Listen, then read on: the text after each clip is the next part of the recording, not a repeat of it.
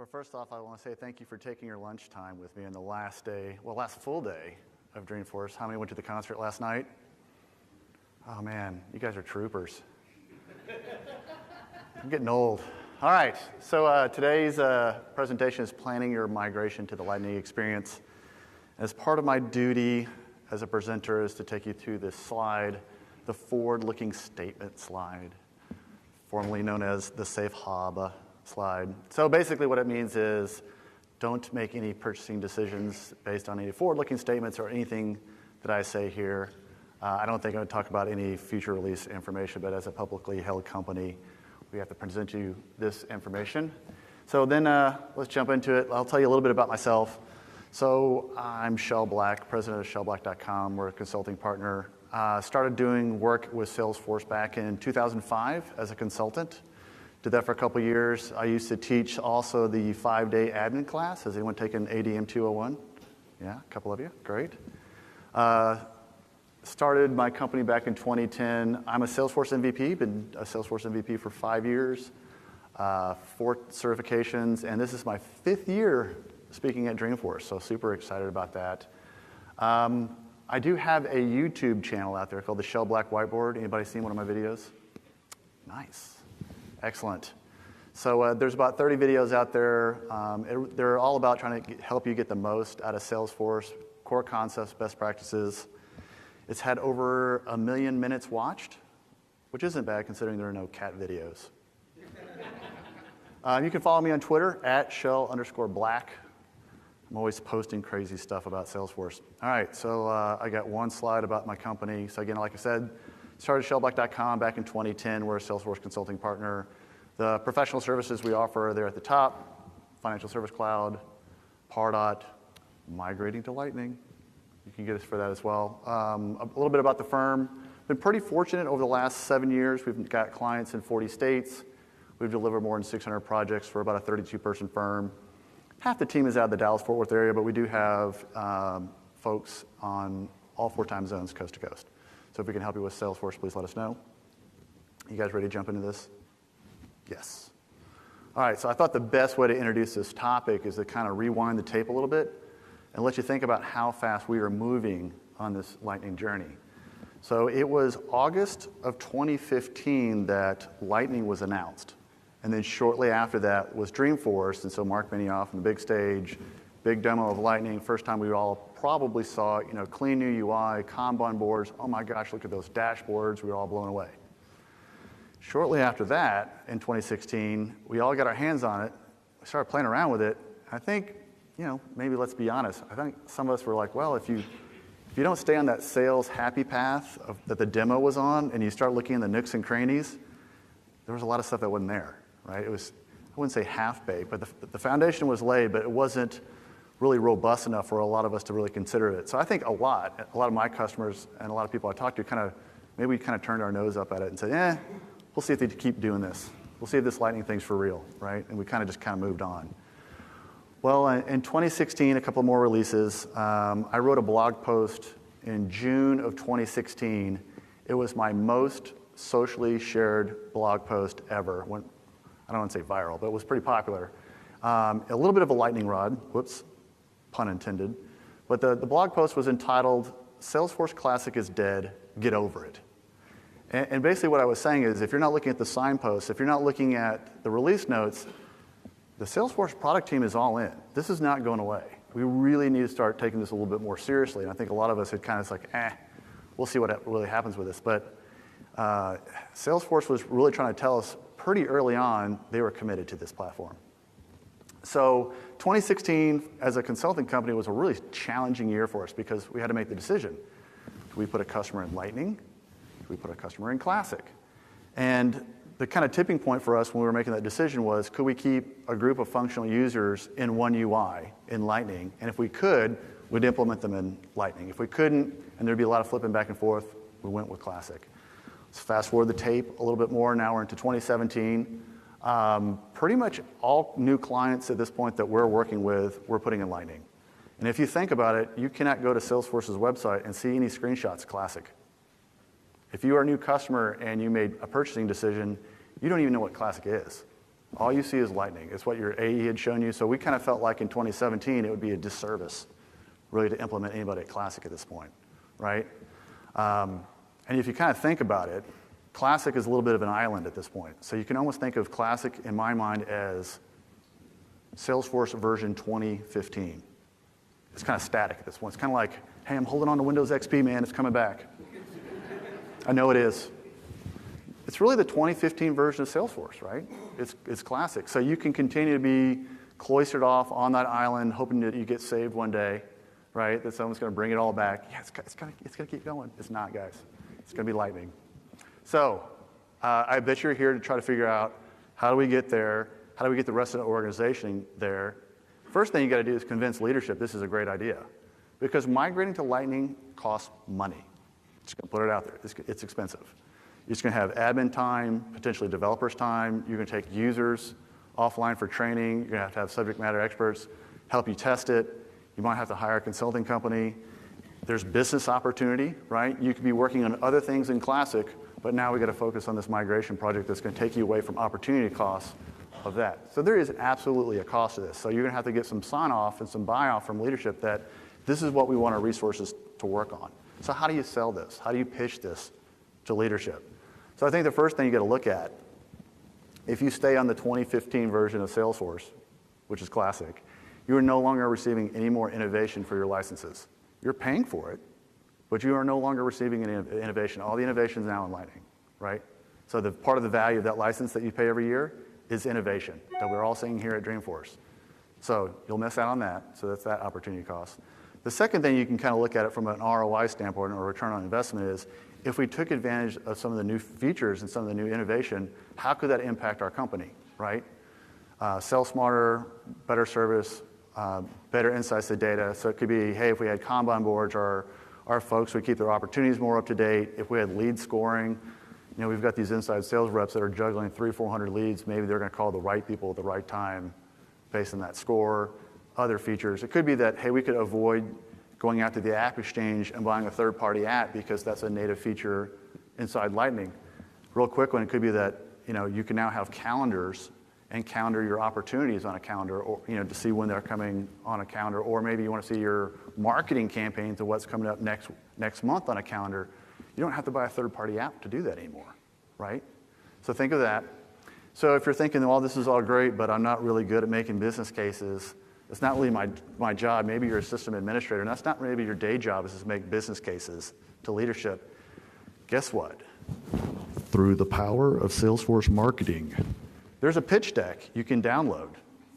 Seriously, Salesforce is like, let me tell you how to sell it. So that link in admin.salesforce.com, Lightning in a box. It's how to configure a test org. Here are the demo scripts. Here's a video on how to do it, and here's your PowerPoint slides. Lightning in a box, baby. You can go out and pitch it. And if you're an organization that's been thinking, or maybe leadership or someone saying, well, we can't go to Lightning because of X feature, there's a roadmap that Salesforce puts in help that'll tell you when that feature is going to be addressed in that roadmap. So if that feature is not going to be addressed from a year from now, don't start that Lightning migration a year from now. Have your Lightning project converge when that feature comes available so you can get to Lightning as fast as possible. Here's another way to look at it. If you migrate to Lightning, there's going to be some upfront cost, right? It's a reality. It's the opportunity cost. You're going to have a team working on this. You could be working on other features. It could be administrators, developers, consulting costs. You've got to retrain your people. Again, you're working on this migration versus other things you could be doing as a company. So yes, there's an upfront cost. It's not a full re-implementation, as we're going to see later in the slides, but there is a cost. However, now you're riding the wave of Lightning, and now Salesforce is delivering that innovation 3 times a year, and you're now able to take advantage of it. If you're on Classic, whoops, wrong way. To get new innovation, the burden of innovation is now on your shoulders if you stay on Classic. So you're going to have to do some development or create some innovation, get the ROI. Next time you want some innovation, it's on your shoulders in Classic, right? You're going to have to develop it, see that ROI, and then so on and so on. So again, you can do a lot more. There is an upfront cost, and it's more significant, but then you ride the wave. Or innovation's now on your shoulders if you stay on Classic. Again, kind of a way you can pitch this to leadership. So let's talk about what's involved. Easiest way I like to look at this is let's talk about what's not impacted by migrating to Lightning. So breathe in, breathe out. This is all still there, not to panic. Be calm. So data, even though it has the word migration in it, your data is not impacted, right? So there's no data migration. All the data model that you've built out, standard objects, custom objects, all those fields, your sales process, your lead process, still there. All the business logic, the validation rules, the automation, the process builders, the workflows, the triggers, still there. Security, everything wrapped around users about can they see the record, organizational-wide defaults, sharing rules, permission sets, role hierarchy, still there. So it's not a full migration, right? All this is still intact. So let's talk about what you do have to consider. Now, the most obvious thing is the UI, right? And as we'll talk about later in this presentation, admin knowledge is going to be a big piece of this because you really need to go back and look at your business, the requirements, and kind of reimagine working in Salesforce. We are very trained as Classic users to have the 2-column layout, related list at the bottom, get really good at scrolling up and down, right? They all kind of look the same. We've got a new toolkit, and I wouldn't say the gloves are off, but you have a lot more flexibility. Maybe you want to use one of the templates to have a 3-column layout. Maybe you don't want people to have to scroll down and see a related list, and you want to keep all the information kind of above the folds on the screen and start using tabs. You can have up to 25 tabs. You have actions, you have global actions, you've got Lightning components, you get the highlights panel at the top for the most important fields. You need to start thinking of Salesforce through the lens of a UI usability expert and try to think about if we were to do this over again in another platform, would we solve these problems the same way or would we solve them differently? And that is really going to be the value of Lightning, is kind of reimagining working and letting Salesforce be more proactive and taking action on that data in the Lightning experience. Okay, App Exchange apps. You need to go see what App Exchange apps you have and make sure they're Lightning ready. Also, if you haven't looked at what App Exchange apps are in your org, there's probably some you need to get rid of. I'm telling you, go install that stuff. Custom code. So if you've got JavaScript buttons, Visualforce pages, those JavaScript buttons you might have to make into an action. If you have a Visualforce page, for example, you need to go see if that's going to render properly, and there's some security containment with Visualforce pages with Lightning, and so it may not function the way you're expecting because it had, you wrote this Visualforce page 8 years ago, not anticipating Lightning, right? Analytics. You've now got what, a 9x9 grid. You need to go back and look at your dashboards and say, now that we've got this different toolkit and you've also got a new Lightning report builder, would you present the information differently? Because now you can have components that or a Lightning metric that goes across 9 kind of columns, right? That spans the whole thing. You have different size. You're not limited to the 3-column layout or 2-column layout. So again, a lot of this is kind of reimagining working in Salesforce, and this is really going to be how you're going to add value to your organization. So let's get into the 4 steps. And so this 4 steps is kind of a framework we've put together that really kind of talks about how do you eat the elephant? How do you tackle this? And the framework will kind of expand and contract based on your footprint with Salesforce. Because if you're Professional Edition and you don't have custom code, right? You can't write custom code in Professional Edition. And maybe you're a single group of users, this framework will still work. It can also work if you're an enterprise customer that's got 50 custom objects, 1,000 customers, and you've been pounding on it for 10 years. So we'll talk about these phases of the project and this framework, but then as I go through it, we'll talk about how this kind of will expand and contract based on your organization. Fair enough? Everybody still with me? Everybody still awake? All right. So the assessment stage is really about taking an inventory of what's in your org. And so that's, you've probably seen it, you can't miss it if it's in setup. You've got the Lightning assessment tool. Really good, it's going to tell you what's compatible, what features are using that's not available, do you have any code issues? That's step 1. I also like to run the optimized report. If you haven't looked at the optimized report, it's a great house cleaning report for a system administrator. It'll tell you, here are custom profiles that are not being used, here are workflow rules that are inactive, just hanging out there. One thing I like about the optimized report, because we're talking about revisiting the UI, is it will give you some field utilization data that says of these custom fields that you have in standard fields, out of 100 records, what % of those fields are being used on a record, and they'll tell you, okay, maybe we created a bunch of fields four years ago and nobody knows what they're for anymore and they're not being used. There was a great app on the App Exchange called Field Trip that did something very, very similar, but you can get that information now from this optimization report. The next thing is going through and taking an inventory of the features kind of by functional group, and this is going to play into the next step. But looking at what features are used by sales, marketing, back office, compliance, legal, corporate communications, whatever your functional groups are. Again, getting that inventory of App Exchange apps, which ones have lightning-ready versions, technical debt. So technical debt, what I mean by that is custom code, right? Could be JavaScript buttons, Visual Force, those type of things.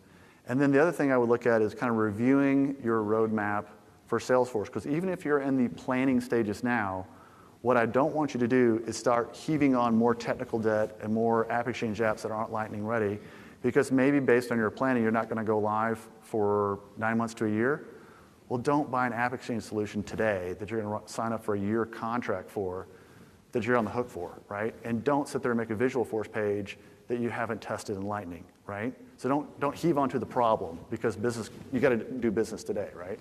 So when you're doing that assessment, also think about what's on your current roadmap for Salesforce as an organization. Does that make sense? Yeah. All right. So we've got our inventory. We know what we've got to go touch, right? And then we've got to go address. The next thing is just breaking down the work by the teams. Assemble the team, again, depending on the size of your organization.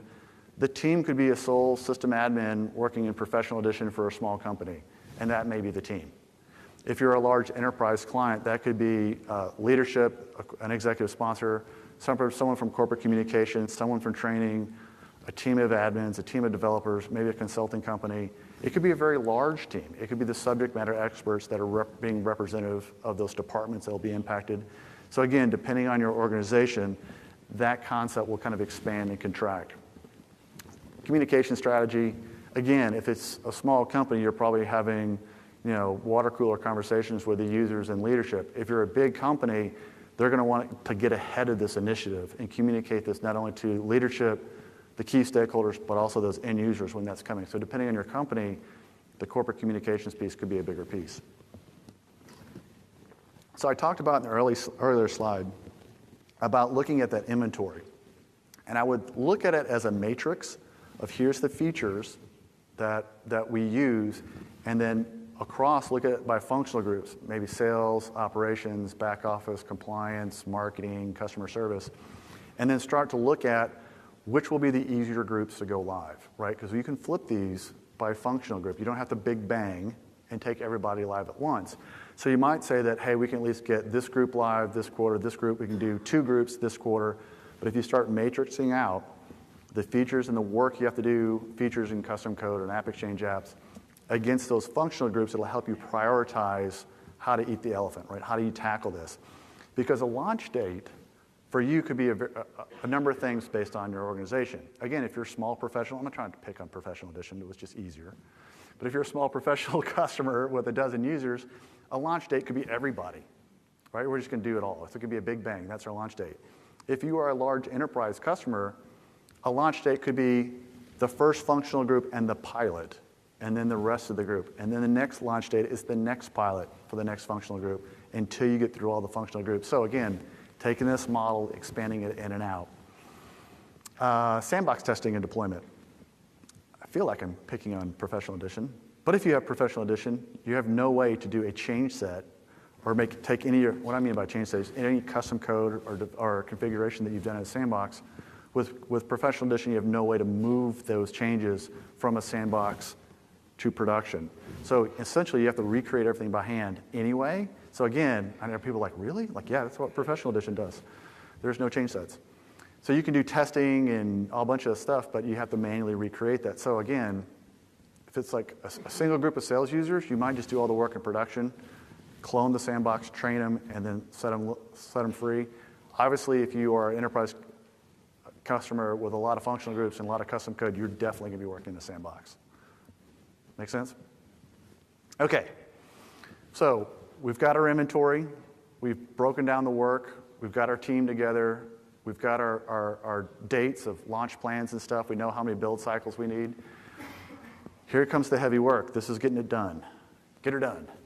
So depending on the object that you're working on, and I recommend starting with your standard objects first, right? Leads, accounts, contacts, opportunities, cases, and then your custom objects. But depending on how much of your business process is wrapped around an object, you might have a 2-week sprint on contacts, but it might take you 2 months to get through opportunities because you have a bunch of business rules and quoting and approval processes and products and quote templates and a bunch of stuff you have to tackle, right? Maybe you have an app that's heavily embedded into opportunities. So you got to look at that and say, okay, not everything is going to be a 1-week or 2-week sprint. Again, expand that in and out based on your business processes and what your business does. Custom code. Not a lot of decisions, but again, because you can do things differently, just because you have something in Visualforce today and you know that it doesn't work, you can either refactor and recode that Visualforce page, or maybe you go to a Lightning component, and then maybe you can have that kind of modularized where you can use it in other areas of your Lightning implementation. So again, kind of think about what you can do with that, because you're going to have some options with that. You're going to have to go through, adjust your custom code, redo your dashboards, communication templates, get in the sandbox, get your admins to do their work, developers to do their work, get those subject matter experts that are representing those functional groups, have them run through their use cases and make sure you haven't missed a requirement, right? That's really kind of the proof in the pudding, is getting them in there and saying, okay, this is going to be the support, the way we work. Man, I feel like I'm blazing through this. Okay, step 4, training and deployment. Last year, I did an entire session on training users on Lightning. So in the chatter group of this session, I put a link to the video last year so you could go see it if you want to really understand tools, techniques, tips, and tricks on training users on Lightning. This was a good kind of summary slide that I liked, and if you kind of look at the left-hand part of that slide, what I'm saying here is Lightning training is not new user training, right? When you're training people in Lightning, they already know the dictionary definitions of what a lead is, what's an opportunity, they know how to log in, and they know how to do their job, right? They know when to convert a lead. They know when to get an approval process. You're not teaching them how to do their job or how to use Salesforce. You're really, on the right-hand side, is really telling them, where did it go, right? Who moved my cheese? Think back to the first time you looked at Lightning, logged in, and just how absolutely disoriented you were. Were you just frustrated because, like, where'd it go? I know it's there, where'd it go? And you're clicking, and you're trying to figure it all out. If you don't train your end users, as soon as they find the little switch back to Classic, they're out of there. I guarantee you. They're going to hightail it to the hills. Why not? Right? So part of training users on Lightning is to let them know it's all there. Right? And a lot of times instead of that scrolling up and down, I like to say click to reveal, because it's very clicky versus scrolly. Is that a verb, scrolly? Sure. Sounds great. So first is just let them breathe, let them know that it's also there. We've just rearranged the data a little bit different. And then you need to put a little sizzle on the steak and show them all the cool things you can do. Well, it's Kanban boards or new dashboards, or check out what this new global action does and how cool that is. So then you got to start bringing the value of the platform, value of Lightning, to let those users who are like, okay, this is going to be a great way to work. All right, make sense? So we got training. Our users are trained. You typically will train them in a sandbox so they don't mess up your data in production.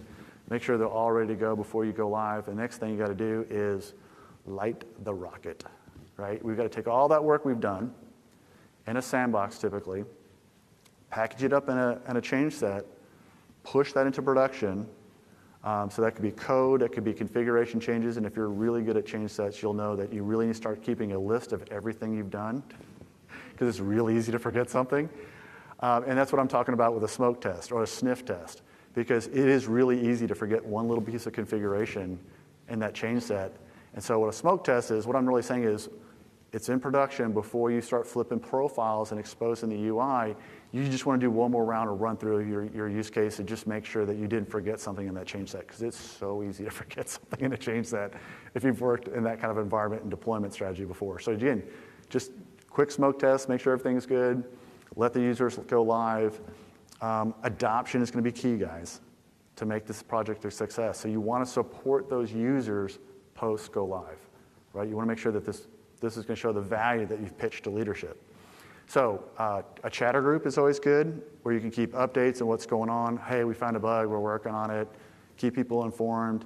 You can do office hours, and what I mean by office hours is schedule a series of conference call bridges where someone can call in, get some help, a go-to-meeting, Monday, Tuesday, Wednesday, or Monday, Wednesday, Friday, whatever, that, hey, if you got a question and you need some extra one-on-one time, that's available.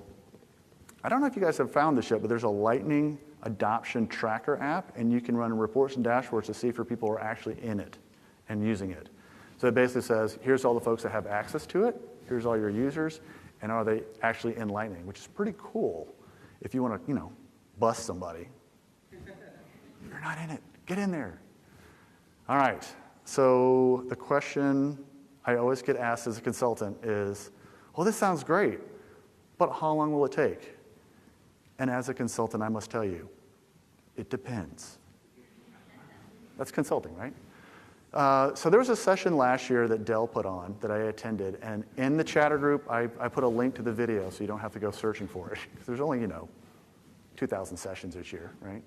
So I put a link to the video, but basically Dell was describing their journey to Lightning, and it was going to take them 18 months to get a pilot group of salespeople on Lightning. A pilot, 18 months, because of all the technical debt, right?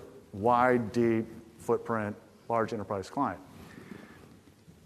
Just because I like picking on Professional Edition. So if you're Professional Edition, you have a single group of users, half dozen or dozen, you might be able to bang all this out in a month on top of your day job. It may not be that significant if you're fairly out of the box using standard objects, right?